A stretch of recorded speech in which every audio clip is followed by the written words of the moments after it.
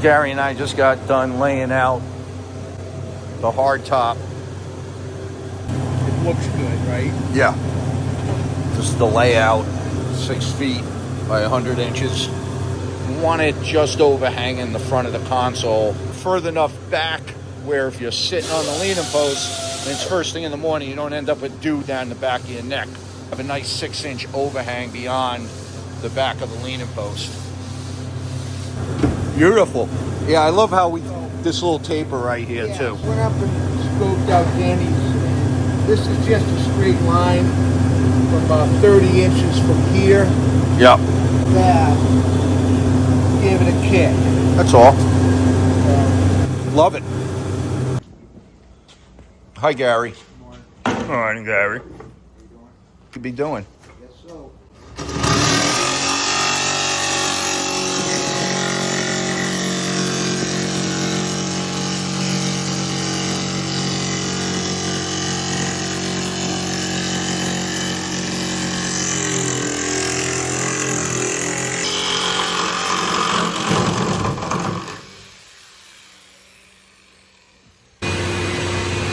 Trimmed down the hard top to shape today. It hasn't been sanded, and so if the lines look a little off, it hasn't been boarded or anything like that. Now we come in with a plunge router, and we route her out about 1.5 inches of this material. We'll then run a chaser tube over for the circuitry for the lights. That is Penske board. That's where the legs go through. And those are our 2 middle channels. We'll still have to run pipe down from the bottom of the hard top that goes into the pipe work to get circuitry down the leg. Bo's going freaking crazy.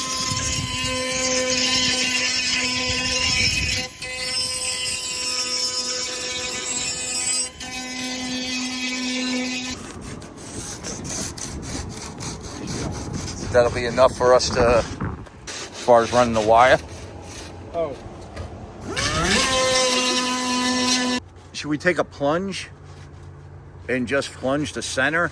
Bo, can you go in any deeper than this? All right, come here for a minute. Bend a couple of pieces of the 3/8 tubing. Yeah. How deep? Enough to put a piece of 3/8 tubing in that?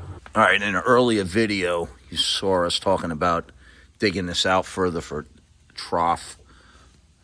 That's what we're going to do. There's our tubing that we'll be putting in. We'll run the tubing down to PVC rigging tube that's embedded, and then this is exactly what we'll do. Boom, wire will come right down this tube and then stick out right here, and then we'll have a recessed nav light. Very cool. That's definitely part of making it Metan, baby. What'd you do? We cut this off of something. Yeah. And we got our string ran all the way around to the 2 pipes that go through. Taped off and folded. Good. Yeah. All right. So what are we going to do? Get it backfilled? I'm going to start backfilling, yeah. How the hell do we end up with 2 greens? I don't know. They're both green though. The white plastic I took from all the extra bilge pump fittings, and I just cut it off. And that fits inside it? And this, it's a little snug, so I could just sand this down a little bit. And it'll slide right into that plastic. That's fucking awesome. Right, and what I did was I took a drill bit and I went in deep into the foam, so I have room to put the butt connectors. This is going like this right into the plastic hose that we glued in. That's been really cool. I went in deep, 1 pole for each forward nav light, and then I put in 3 up into the center. Good. 1 in each, because they have double 3/4 pipe in there, and I put 2 in one and 1 in the other. Awesome. Bo backfilled this yesterday with an epoxy putty that we use, and today he gave it a final skim just to bring it out to the edge, because we need a smooth edge here. This has to be perfect because we have to run a router down it, so the router can't be bouncing. It's got to run smooth.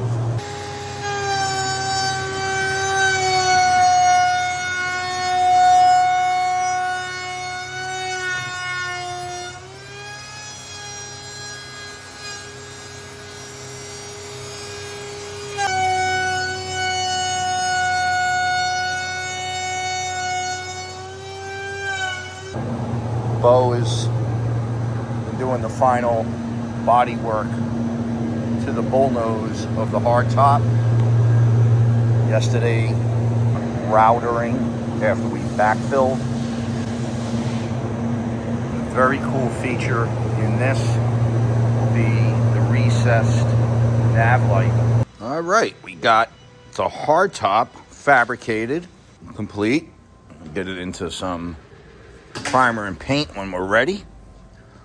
Bo did a fabulous job. Yesterday, at the end of the day, the men brought the console over to Gary's area so he can begin the fabrication to the T-top frame. That's beefy. So this is the 2-inch, that's 2 3/8, right? Yeah. Schedule 80. This T-top, no different than the many others he's built, where he's starting off with the legs and the lower supports. To accomplish that swale back, it's really called roll. To roll the pipes, he uses this mechanical roller. I'm not going to show you the 5 or 6 times that he ran the pipe through to get it to his final bend, but he'll run it through this machine at least 4 or 5 times before he gets it where he wants to. He also uses our CNC pipe bender. This thing's a beast and far superior than the electric hydraulic Greenlees that we use for years. This thing's able to dial the pipe into any degree you want, although I think he still uses his eye. Oh, wait a minute, let me get over there. I want to catch him welding. Every time I start filming him welding, he literally stops. It's becoming a friggin' joke. What? Come on, dude. Is that just crazy? You know, beefy's the wrong word. You know what it is? Brute. That's what it is. What are you doing? I just find you very interesting.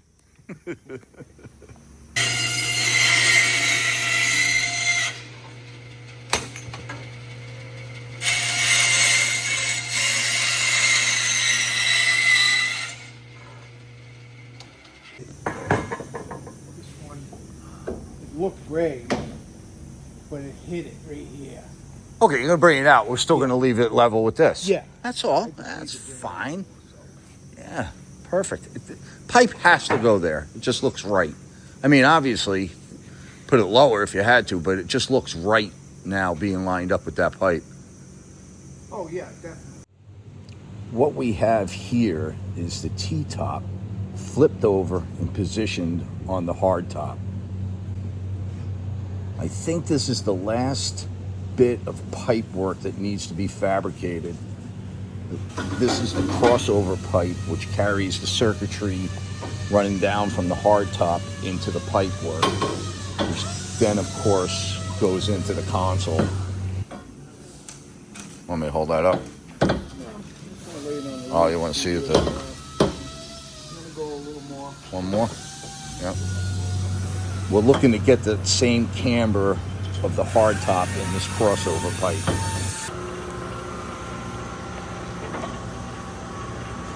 One or two more.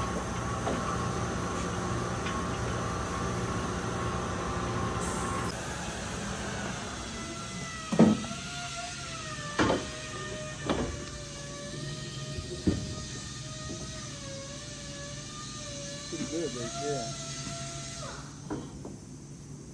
Gary's someone I describe as a freelance fabricator. I think to some extent when you're creating something from your head, you kind of have to be. With me, he and I have been doing projects for close to 25 years, so he has an unbelievable ability to take some of my mumbo jumbo and how I think things should look, and then he makes it happen, and it looks 10 times better than it looked in my head.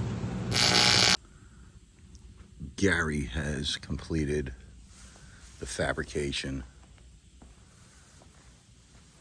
to the pipe work for the T-top. He's got it tacked together. Get that moved in the morning, and then we have to leave him alone for a few days.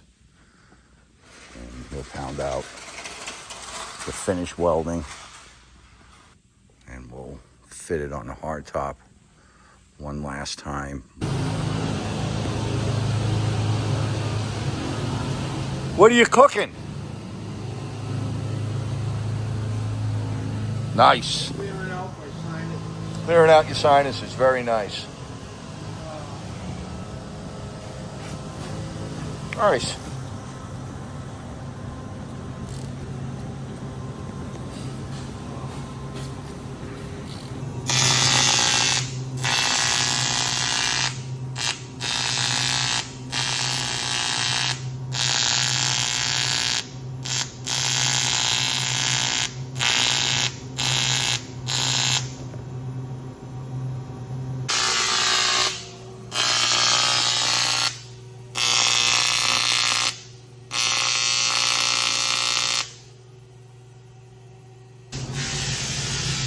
A bit of insight on when it comes to building a T-top. Gary may have, I don't know, 3-4 days, maybe even 5 into the fabrication of the T-top. But what folks don't realize is then there's days, labor, and time into now going back and doing all the final welding. What a sight to see. Yesterday, we finished the day with mounting the T-top and hardtop to the console. Fabrication is complete. Gary will disassemble this and we'll get it down to powder pros for the powder coating. In the meantime, we'll get the hardtop and console in paint. So everything will be completed by the time the frame gets back from powder coating. Well, I'm gonna leave off this video showing you a sneak peek of the finished product. Join us in the next video where we'll be profiling the paintwork to not just the boat, but the parts such as the console and hardtop. Thanks for watching this video. Please subscribe and look out for our next updated video on the building of this Metan Barretto Cove 26, known as Fast Times.